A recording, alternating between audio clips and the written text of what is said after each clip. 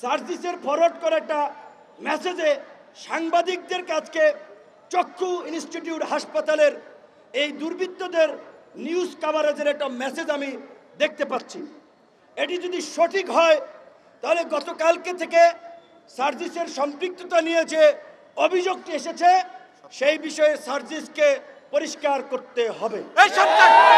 কারণ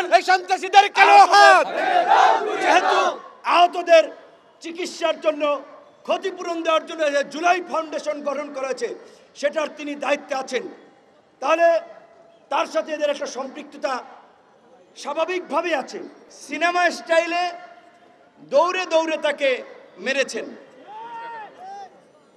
ঘটনাগুলো দেখেন যে আয়োজক সভাপতি বলেছিল যে ছাত্রদল নাকি তার বক্তব্য খেপেছে, অথচ ছাত্রদলের এখানে কোনো ধরনের সম্পৃক্ততা ছিল না, এই কর্মসূচিতেও ছাত্রদলের কিছু না। তাহলে আয়োজক সভাপতি কেন বলল?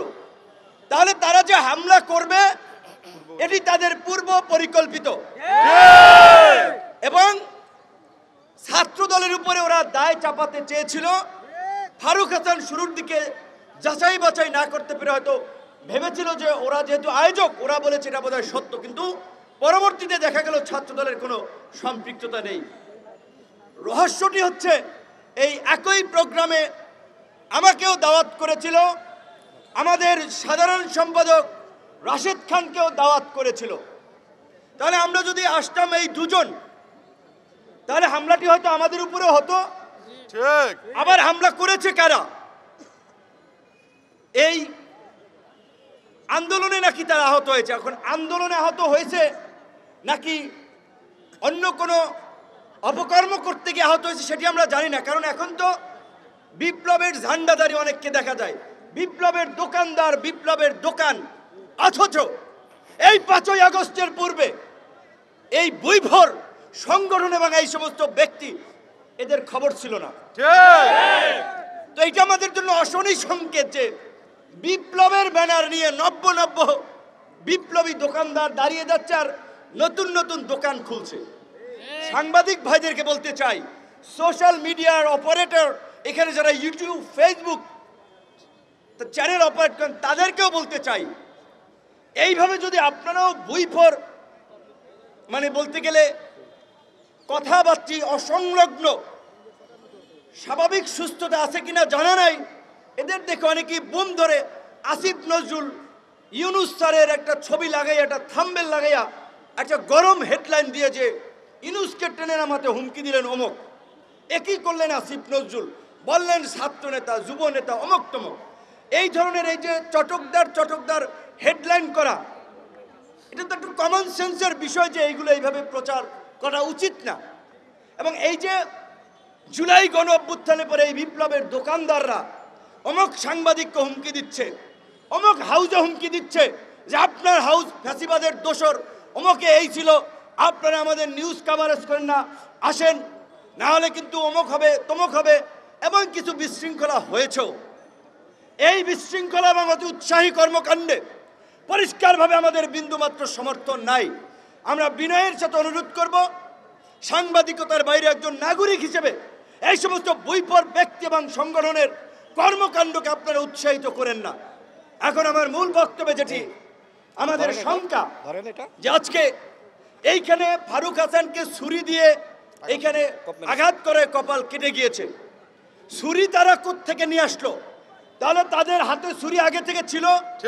এখানে আমি কিংবা রাশেদ খান যদি থাকতাম, আমাদেরও তো পেটের মধ্যে একটা ছুরি চালিয়ে দিতে পারত। তো সরকারের সাথে আমাদের কোনো বিরোধ নাই, মুখোমুখি অবস্থানও নাই, কারণ এই সরকারের যে উপদেষ্টা সবচেয়ে ডেডিকেটেডকে নাহিদ ধরেন মার খেয়েছে, নাহিদ মার খেয়েছে একদিন, এইখানে যারা দাঁড়িয়ে আছে 17 দিন মার খেয়েছে। 28 বছর পরে ডাকসুর ভিপি হয়েও ক্যাম্পাসে যে কয়বার মার খেয়েছি, অনেক উপদেষ্টা আওয়ামী লীগের বিরুদ্ধে ওই কয়েকদিন বক্তব্য দেন নাই। অবশ্যই আসিফ এবং নাহিদ তো আমাদের সহ আন্দোলনকারী, আরো অনেকে, মাহফুজ সবাই আমাদের ঘনিষ্ঠ, আমাদের সহযোদ্ধা, সহকর্মী। একসাথেই এনআরসিসি এর বিরুদ্ধে আন্দোলন করছি, ডাকসুতে নির্বাচন করেছে তারা, ছাত্র অধিকার পরিষদের সাথে ছিল, আমি যা শুধু বললাম এই কারণে যে এখানে কয়েকজন এই আন্দোলনের যারা ফ্রন্ট ফেজে ছিল তাদের ডেডিকেশন আছে, ত্যাগ আছে, আর কিছু হচ্ছে মৌসুমী নেতা, শুধুমাত্র 10-12 দিনের মিডিয়া কভারেজে এখন বিশাল নেতা হয়ে গেছে। তাদেরকে ঢুকাইছিল ছাত্রলীগ আন্দোলনের গতিবিধি পর্যবেক্ষণ করার জন্য, আন্দোলনে স্পাইগিরি করার জন্য। 18ই জুলাই যখন কথা বলি যে ভাই এক দফার বিকল্প নাই, এক দফা ছাড়া এই জাতির মুক্তি নাই, হাসিনা পিশাচ হয়ে গেছে, হাসিনার পতন ব্যতীত আমাদের মুক্তি নাই, প্রত্যেককে জেলে যেতে হবে, তখন বলে ভাই আমরা তো এক দফার জন্য আন্দোলন করি নাই, এটা কি উচিত হবে? এইরকম এখন দুই একজন ব্যাপক বিপ্লবী হয়ে গেছে, অথচ ফুল ছাত্রলীগের এজেন্ট হিসেবে এখন যাই হোক সোশ্যাল মিডিয়ার কারণে ব্যাপক পপুলারিটি হয়েছে, সেলিব্রিটি বনে গিয়েছে, কিন্তু তাদের পেছন দিকে একটু তাকাতে হবে। হঠাৎ করে চরিত্র বদল করলেই বদল হয়ে যায় না।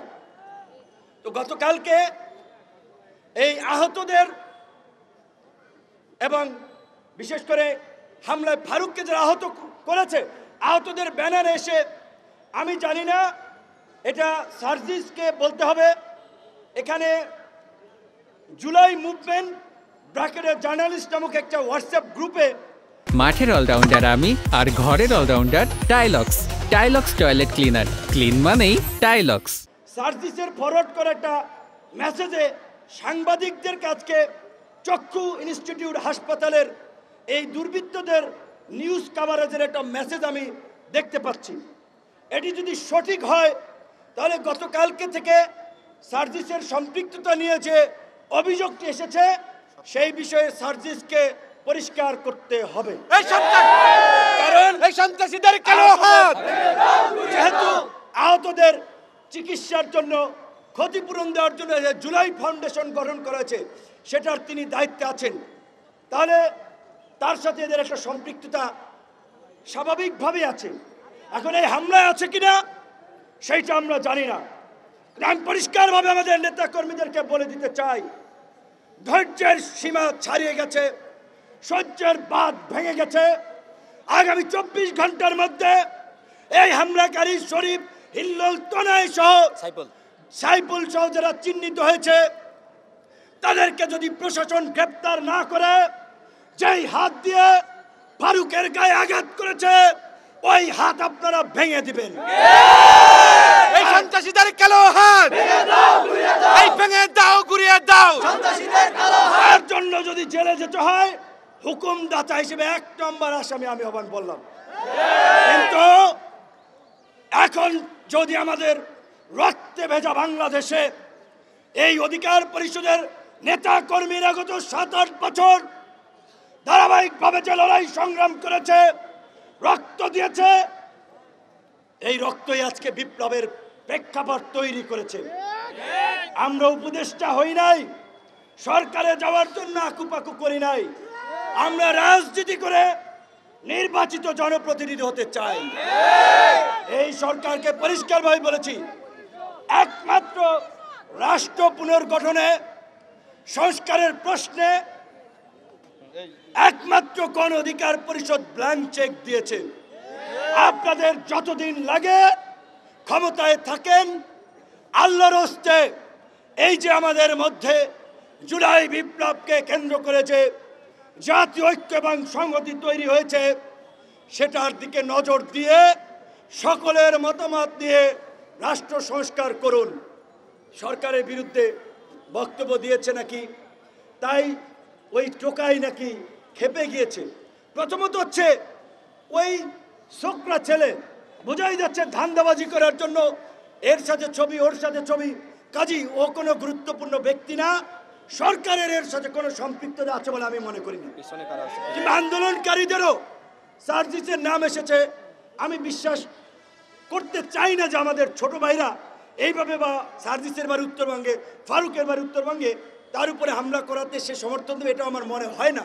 কিন্তু ঘটনাটি খুব রহস্যজনক। এই ঘটনার পেছনে দেশি বিদেশি কোনো ষড়যন্ত্র আছে কিনা সেটিও খতিয়ে দেখতে হবে।